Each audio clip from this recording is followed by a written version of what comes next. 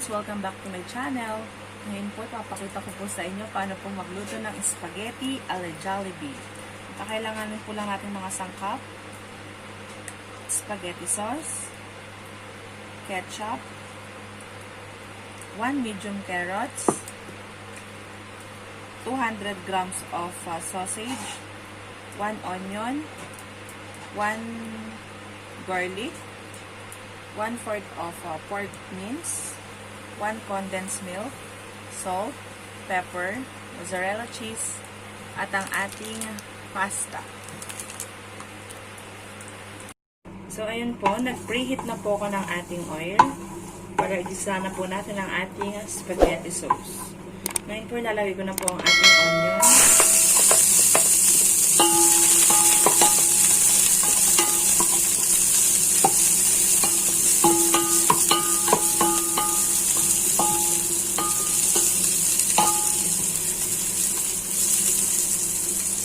Ilalagay ko na rin po ang ating garlic.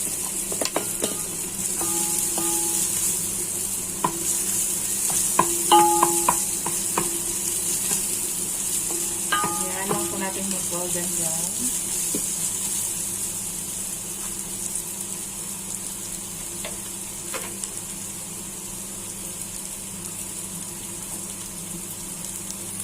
Ilalagay ko na po ang ating pork mince.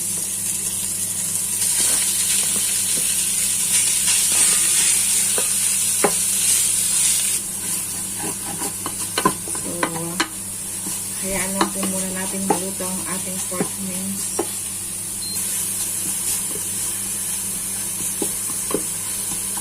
So, leave it for 2 minutes. Lagyan po natin ng konting water para mapakuluan po natin ng konti ang ating pork mince. Then, haluin lang po natin. So, leave it for about 2 minutes again po. Ngayon po, ilalagay ko na po ang ating hotdog.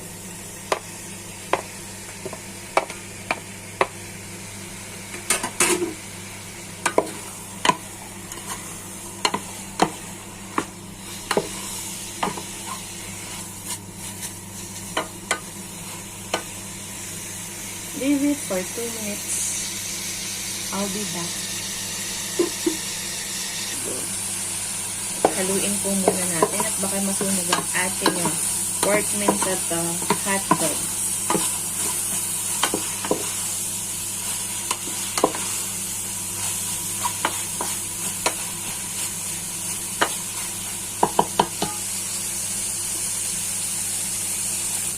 Tinalagay na po natin ang ating spaghetti sauce. Haluin po natin. Lagyan po natin ng ketchup. Nilagyan ko po siya ng ketchup kasi po gusto ko po ng sweet and spicy sa spaghetti. So, optional lang po kung gusto ko lagyan ng ketchup na spicy. Pero mas masarap po kasi yung naglalaban yung tamis at anghang. Haluin lang po natin. Kung ayaw nyo po ng malapot sa sauce ng spaghetti, pwede nyo pong lagyan ng konting tubig. Pero kasi po, sa akin po kasi gusto ko malapot-lapot yung sauce ng spaghetti. Para, ala Jollibee talaga siya. Then, leave it for 5 minutes. I'll be back po. Babarasan eh.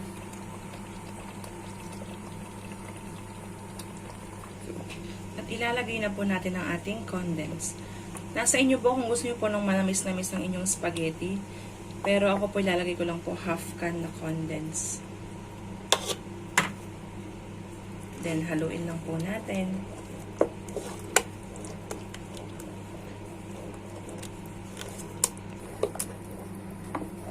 Siya nga po pala, kaya ako po nilagyan ng condense para maging manamis ang ating spaghetti at maging creamy rin siya. Then, leave it for 2 minutes po. I'll be back po. At ngayon po, lalagyan po natin siya ng half teaspoon na black pepper, half teaspoon na salt, Haluin lang po natin.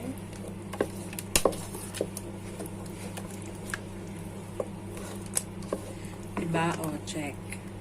Para na siyang ala Jollibee, pero hindi pa luto yan. Wait, there's more. Charot lang.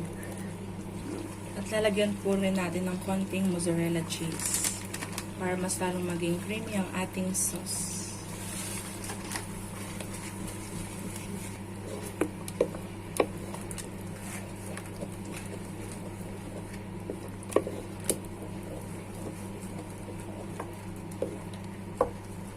Go! At ilalagay ko na po ang ating 1 medium carrots. Haluin lang po natin. Nasa inyo po kung gusto niyo pong lutong-luto yung inyong carrots. Pero kasi po ako, gusto ko medyo crunchy ang ating carrots. So, leave it for about 1 minute lang po. Then, finish na ang ating spaghetti sauce a la Jollibee. At luto na po ang ating sauce. Set aside po muna natin ang ating sauce. Na po ako ng tubig. Nilagyan ko po ito ng 1 teaspoon na salt at 1 teaspoon na olive oil or cooking oil po. Para po hindi magdikit-dikit ang ating pasta.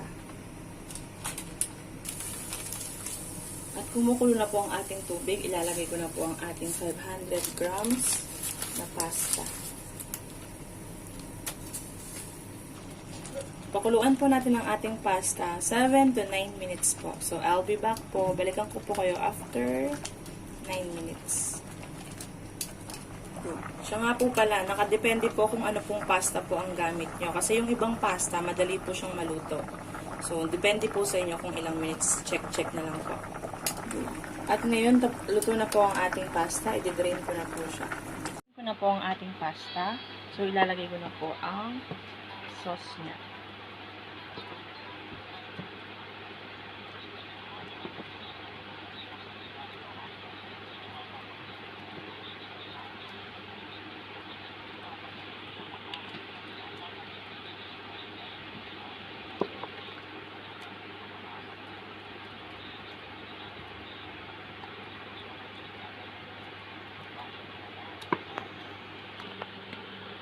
Habang mainit pa po ang ating sauce and pasta, ilalagay ko na po ang ating mozzarella cheese para medyo mag-melt po ang cheese natin para mas masarap po siya. For sure po, sinasabi ko po sa inyo, 101%.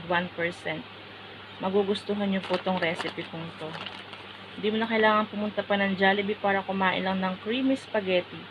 Dahil ikaw mismo, kaya mo nang gawin ang creamy spaghetti.